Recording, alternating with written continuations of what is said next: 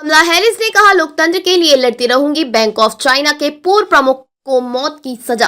Canada में एक हिंदू मंदिर पर कथित खालिस्तानी कार्यकर्ताओं के हमले के कुछ दिनों बाद अमेरिका के सिलिकॉन वैली में भारतीय अमेरिकियों ने सिख गुरु तेग बहादुर के शहीदी दिवस पर हिंदू सिख एकता अंतरधार्मिक कार्यक्रम आयोजित किया।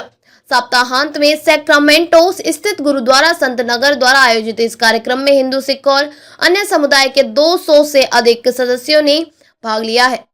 कार्यक्रम में शहर के mayor Bobby Singh Allen, Elk Grove शहर के कमिश्नर भाविन पारेख, रॉकलीन शहर की परिषद सदस्य जिल गियाल्डो, एल्क ग्रोव के उपमेयर रॉड ब्रेवर और सैक्रामेंटो इंटरफेथ काउंसिल के सदस्य अकराम केवल शामिल थे।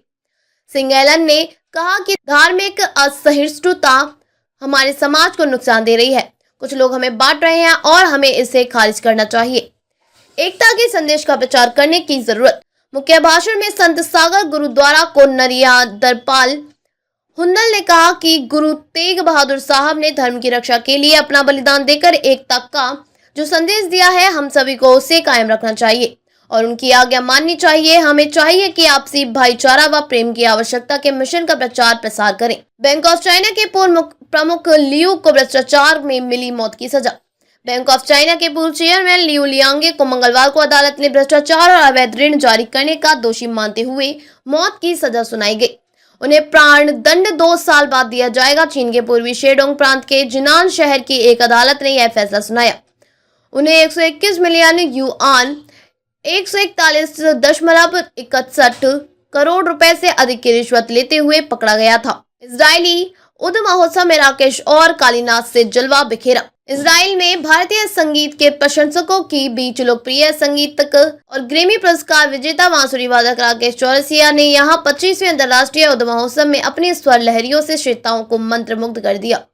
चौरसिया और तबला वादक पंडित कालीनाथ मिश्रा की जुगलबंदी ने संगीत प्रेमियों को बांध कर रखा। यह चौरसिया की इजराइल में चौथी प्रस्तुति थी। उनके चाचा पंडित हरिप्रसाद चौरसिया विश्वविख्यात बांसुरी वादक रहे। राकेश चौरसिया ने कहा, मुझे यहाँ बार बार आना पसंद है क्योंकि यहाँ श्रोता हमेशा गर्मजोशी से स्वागत करते हैं। इस बार में भी अच्छा अनुभव रहा।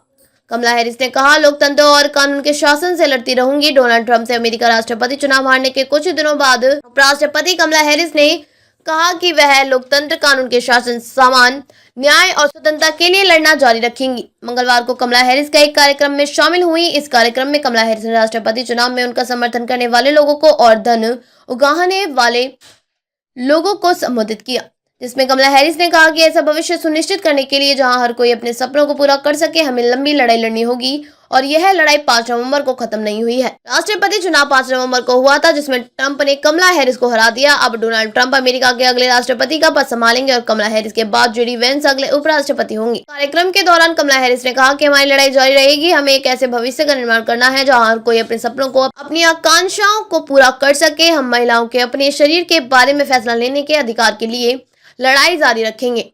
उन्होंने कहा कि हम अपने लोकतंत्र, कानून के शासक और समान न्याय के लिए लड़ाई जारी रखेंगे। उपराष्ट्रपति ने कहा कि यह एक अनिश्चित समय है।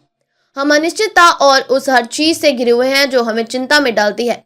हम शक्तिहीन नहीं हैं और हमें कड़ी मेहनत करनी होगी। हमें दृढ़ निश्चयी बने रहना चाहिए। स्वतंत्रता और सम्मान के अवसर के लिए लड़ाई 5 नवंबर को समाप्त नहीं हुई।